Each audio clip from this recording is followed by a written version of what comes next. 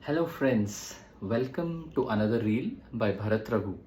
Today we would be looking at what is the strategy and what is the future roadmap for the Indian National Congress and under Rahul Gandhi. So what is the strategy, the roadmap, what is the direction looking heading towards the next set of assembly polls and the final Lok Sabha poll, which would come and which would be the real test for whether Congress as a national party is still up to, it has still the wherewithal to actually defeat the Modi government. Okay, so let's take an analysis of what the strategy and the roadmap looks like, the current roadmap. And this is one of the good books, 24 Akbar Road by Rashid Kidwai. This has a very good analysis of Congress, especially under earlier under Sonia Gandhi, before that, of course, the troublesome years of 1990s, before that. So, but this is an entire history of the Congress party, before that Indira Gandhi era, but of course, now is the Rahul era. So why do we say that? So after 2024 Lok Sabha polls last year, it was very clear when Congress touched the 100 mark that it is the default national opposition party, and with Rahul Gandhi assuming the leader of the opposition, so he is the default leader of the opposition politically against basically the current ruling dispensation, BJP. So that's very clear with Congress coming to 100 Lok Sabha seats. It has, of course, there have been a series of setbacks since then. Last year, they couldn't win Haryana, which they were supposed to. They did badly in Maharashtra.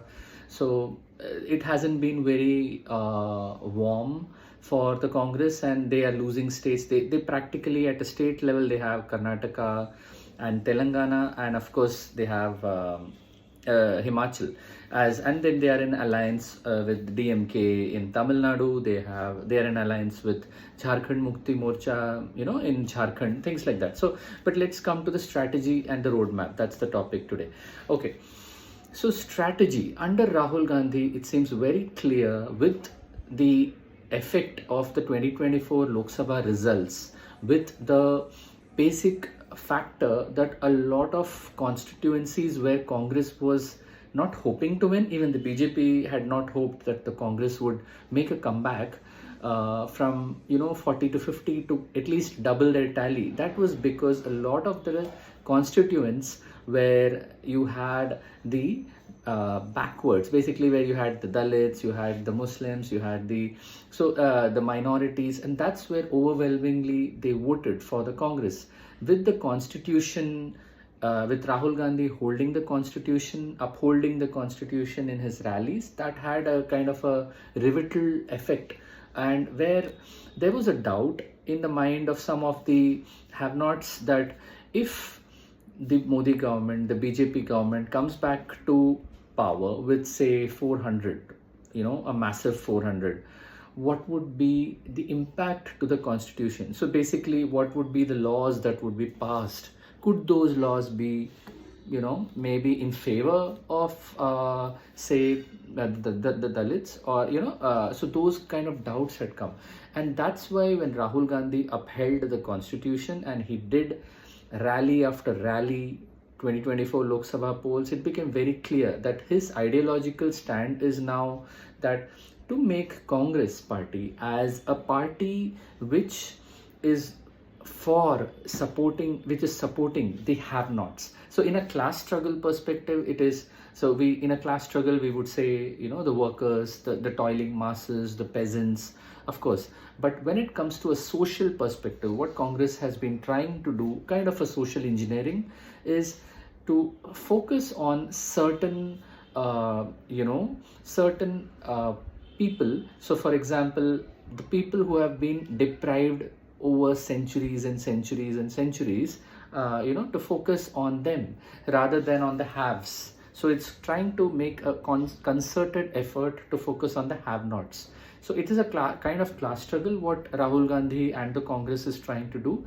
But it's of course, when it comes to a caste perspective, so you can see a lot of chief ministers which Rahul Gandhi is trying to appoint, like even in Punjab last year with Channi, a Dalit a CM candidate, with Mallikarjun Kharge becoming the Congress president, a Dalit, after many years. So it kind of sends a clear message that Congress is for, say, the Dalits, the minorities, the have-nots, who have not had, you can say, an active share of the apple pie, which is basically the economic status and the economic basically benefits of the economy. So they have been deprived over centuries, and even after independence, so they haven't been up the scale. So when he brings up points about the caste census, the caste census is a very important kind of an agenda for the Congress party, which they want to take up. And with, of course, the Modi government now announcing that caste census will be part of the census, so it's kind of, the agenda has been set by Rahul Gandhi and the Congress, of course, with allies like Akhilesh Yadav, who have also been pushing the agenda of PDA, which is basically Pichhada, Dalit, and Adivasi and Alpsankyak, which is the minority. So things like that. So Congress, Rahul Gandhi, Akhilesh Yadav, they are kind of in that kind of a strategy where they are going to focus on the have-not. So with this, there is a very clear ideological clarity for the Congress party. And Rahul Gandhi has never been this clear on the political agenda, and it's pretty clear what is the way forward. Now, but can Congress take it on? Because Congress is a party basically which is like a big tent. Congress has always been a big tent party, meaning it had ideological views of the right wing, it had ideological views of the left wing, it had the socialists. So it had all shades basically. So it was this big tent party, especially in independence and also during Nehruvian era. And of course, once during Indira Gandhi's era, the kind of ideological shift started happening more clearly. But definitely, now in the Rahul era, it is very clear what direction Congress wants to go. So that's pretty clear. Okay, so the question now is, roadmap is pretty clear, strategy is clear. What is the success chance, or what is Rahul Gandhi now as a leader? Is he the de facto leader, or are there factions within the Congress? So it's very clear, friends, with Rahul Gandhi now as the leader of opposition, he is calling the shots. He and Mallikarjun Kharge and KC Venugopal, the trio, is the powerhouse of the Congress. The organizational man is KC Venugopal. The ideological kind of clarity comes from Rahul Gandhi. He's the ideological guru, the ideological mentor. And of course, Mallikarjun Kharge is the Congress president. He's the man who puts things in place. So he does the decision making along with Rahul and KC Venugopal. And this is the trio. Let's see how it goes in the upcoming elections. Especially for Congress party, important is Assam with Gaurav Gogoi, taking the charge now. So it's very important how Congress needs to win a few states before they go in for the big goal of next Lok Sabha elections. But Congress needs to focus on winning states. And the states which they are in, they need to implement the promises which they have made, like Karnataka, Telangana, Himachal, others. So they come up with an agenda. So you have an agenda, put in forward the people. So that agenda has to be implemented, and they are doing it. And many in Telangana, there has been a caste census, there have been farmer loans which were waived off. Similarly in Karnataka. So there have been steps, but Congress needs to focus, and it's very clear, friends. Anyone who's observing as an observer of Congress politics, it is very clear it has pitched in the class struggle angle, and Congress, Akhilesh, along with the left as an ideological partner of the Congress in many of the states, they have had alliances with the left in many states.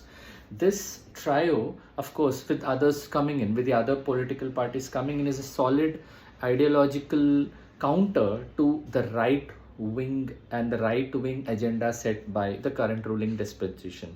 Let's hope that Congress and the allies, the India bloc can succeed, and let's hope for the best in the next assembly elections and the next Lok Sabha elections. Thanks for watching. Bharat Raghu signing off.